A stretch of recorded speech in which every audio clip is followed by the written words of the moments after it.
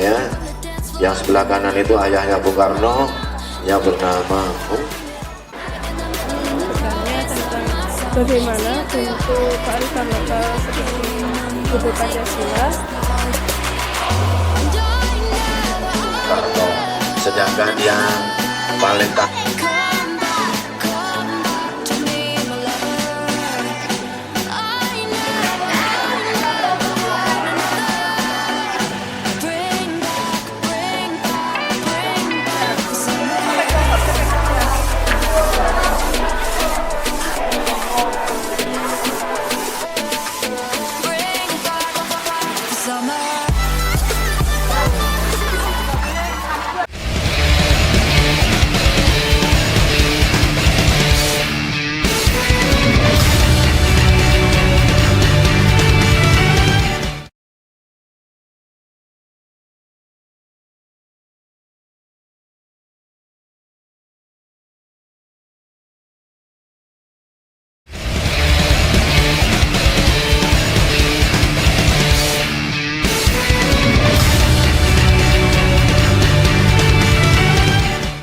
Baik Pak, permisi sebelumnya. Ini saya yang mewakili teman-teman ingin bertanya tentang bagaimana bentuk kearifan lokal seperti Gubuk Pancasila muncul di masyarakat daerah sekitar makam Bung Karno. Tentang Gubuk Pancasila itu kan sudah diperingati setiap tahun atau setiap hari lahirnya Pancasila. Kalau Gubuk Pancasila itu kan biasanya, bukan biasanya, itu sudah kegiatan rutinan. Jadi untuk Gubuk Pancasila itu ada tumpangan lima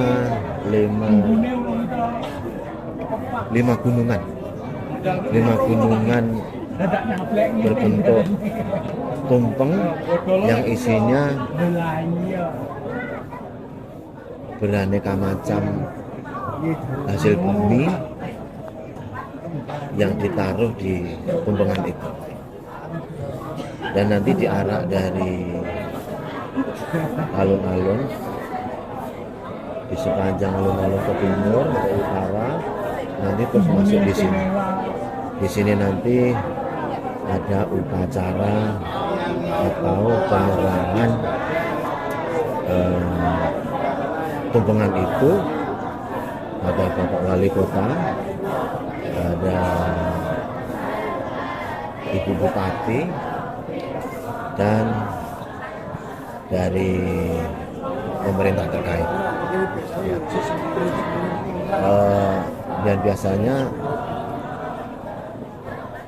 untuk gerbek itu habis selesai nanti dibawa keluar situ, di luar Gapura, nanti dibikin rebutan pengunjung itu. Biasanya mereka akan ngalap berkah gitu, ngalap berkah dari tumpangan-tumpangan ini. Ya, mungkin ada lain pertanyaannya. Ya, lalu bagaimana tumpeng itu bisa disebut sebagai dan diyakini oleh masyarakat itu kan tadi seperti kayak ngalap berkah kayak gitu. Nah, masyarakat itu meyakininya itu seperti apa? Kalau masyarakat itu meyakini kan yang namanya tumpeng itu kan ibaratkan tanda bersyukur ya. Tumpeng itu kan tanda bersyukur, dan 5 itu ya tadi 5 dari Pancasila itu. Sila Pancasila kan ada 5 ya.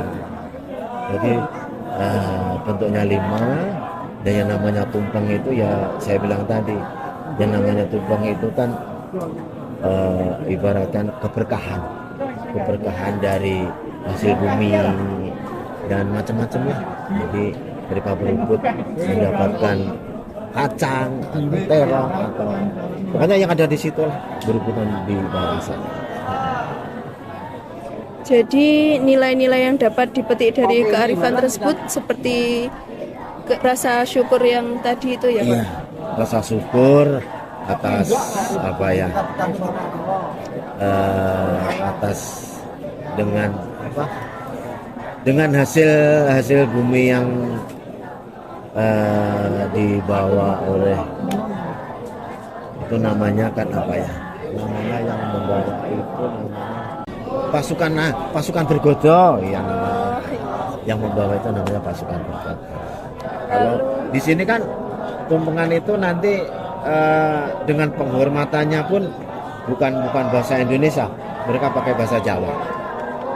Ya, penghormatannya untuk Bung Karno dan untuk penghormatan tumpeng itu mereka pakai bahasa Jawa, bukan bahasa Indonesia. Lalu masyarakat di sekitar sini itu cara untuk melestarikannya itu seperti apa, Pak?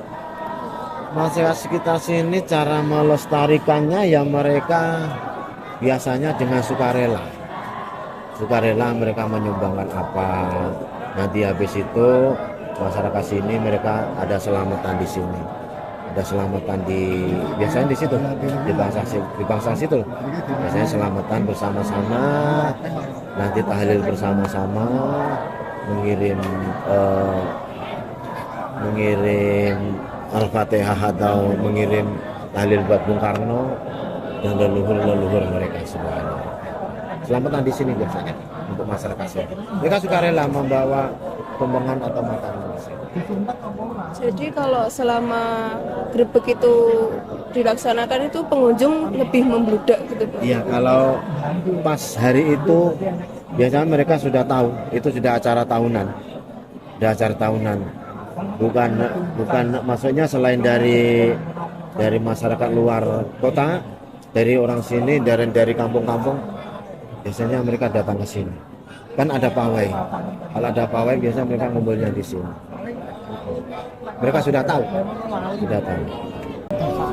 Pihak yang terkait dalam acara tersebut niku orang tua saja atau ada anak-anak muda gitu, Pak? Kalau untuk yang membawa itu ya khusus anak muda saja. Kalau itu kan sudah apa, dari dinas terkait itu, yang terutama dari dinas budaya dan pariwisata. Kalau makam ini kan dikelola oleh dinas budaya dan pariwisata. Dan makam Bung Karno ini juga dikelola oleh dinas budaya dan pariwisata. Jadi untuk orang-orang tua yang membawa itu bukan orang tua, anak-anak muda. Untuk pasukan bergodo itu anak-anak muda. Harapan jenengan tentang itu kearifan lokal Grebek Pancasila supaya terus ada gitu loh, Pak, dari tahun ke tahun gitu.